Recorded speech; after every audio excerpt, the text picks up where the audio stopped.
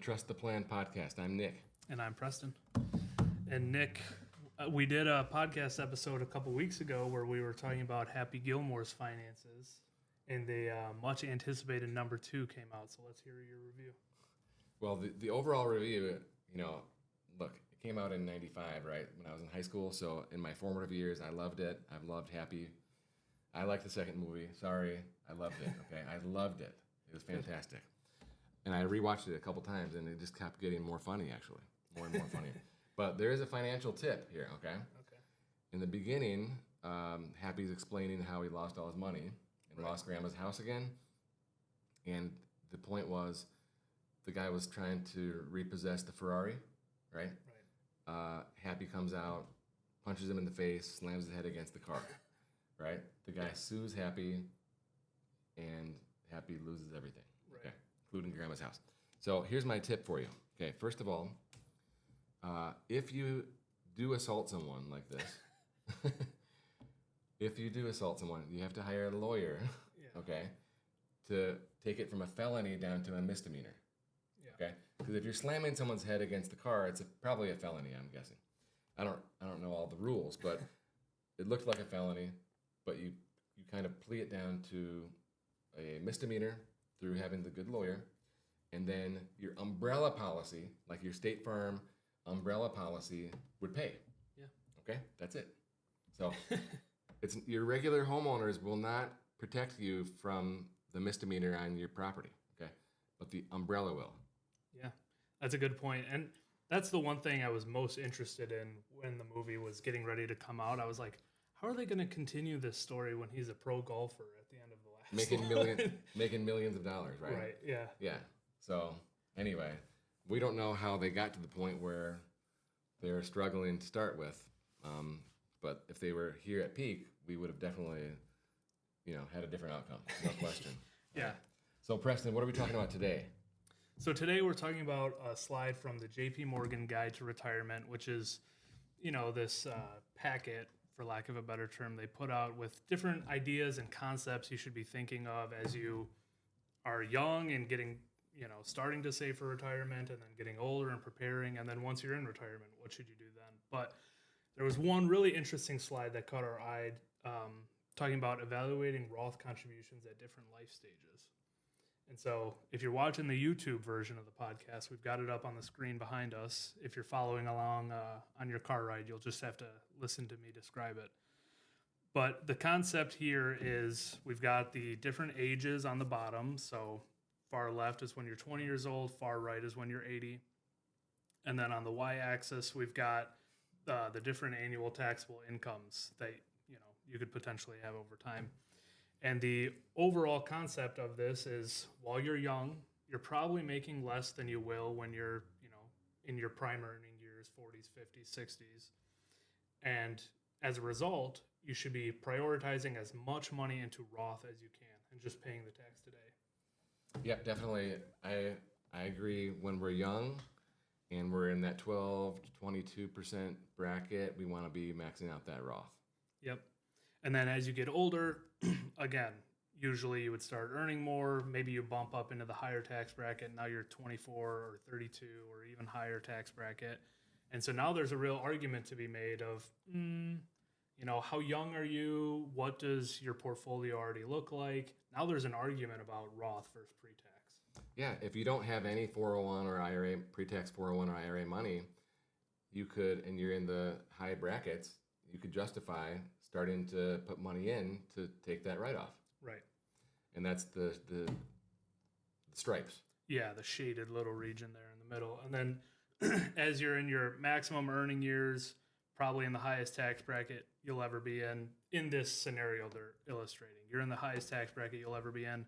Now let's definitely take the pre-tax write-off, because you'll be able to withdraw the money at a lower tax rate in retirement in their example.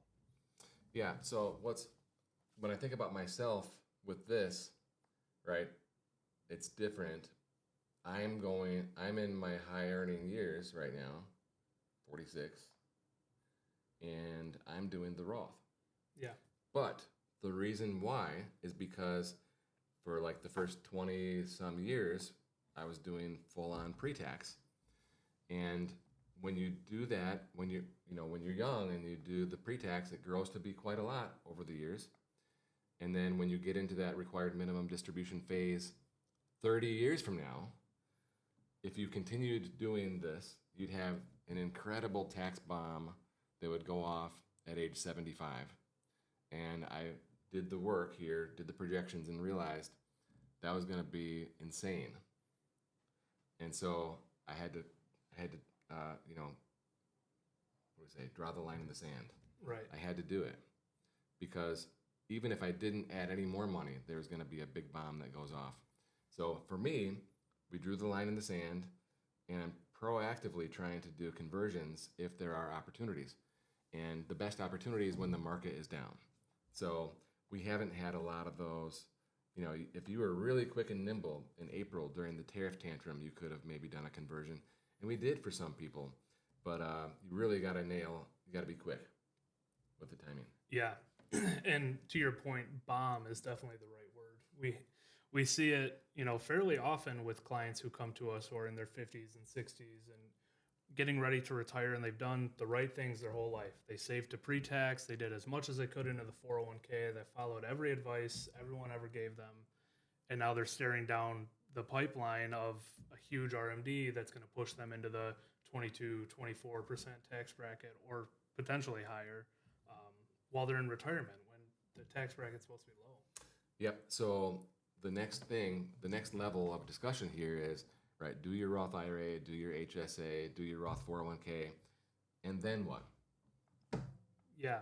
So, and then, you can do the taxable brokerage account, which if you contribute enough to it, and, there's kind of two great ways to use it. One would be it's a great tool towards early retirement because retirement accounts you can't touch until you're 59 and a half.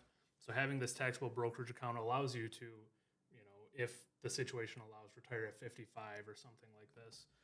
But also, once you retire and you're starting to figure out where to withdraw money from, if you've got this tax bomb looming over your head when RMDs start, you can live on the taxable brokerage account and just do Roth conversions at the lowest tax bracket every year in retirement and try to get as much money out of that pre-tax account as possible. And, there you take away the bomb. He's talking about number 2 here, proactive Roth conversions in lower income years. Right there. So ideally, that would be between retirement and starting of Social Security, or retirement and age 75, the required minimum distribution start date. Because if you can write it off in the 32 or 37 in your prime earning years, and then pull it out maybe in the 12 or 22, you have done some arbitrage. Right. Yeah. And the other exception, the number 1 there at the bottom, is exactly what you outlined. If your wealth is concentrated in tax-deferred accounts, then you should do Roth contributions in your peak earning years. Preston, what's the last point you're thinking about here with this chart?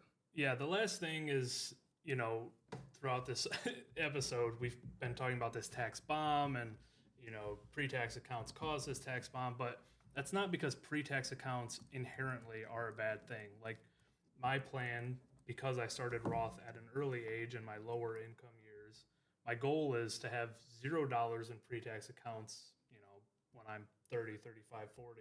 And then at that point, I flip the switch the other way because I don't want to pay tax every year that I'm working and then have all tax-free money in retirement because then I lost that arbitrage opportunity. You want to be able to fill up the 12% tax bracket in retirement. For sure. Yeah, I think for you at your age, if you follow this concept, you can have the lowest possible tax paid. Your lifetime average tax will be as low as possible. Yeah. Right?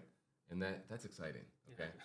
So if they would have had Roth 401ks in 2001 when I started really working meaningful, I would have done it, and instead I can't follow this path. Right. So it's a bummer. Yeah. It's a new path, but, it works in a different way for everyone, right? You're doing the Roth now. So. That's right. All right. If you guys are thinking about signing up for a Roth 401k, Roth IRA, or debating whether or not it makes sense, you can reach out to us at peakwm.com.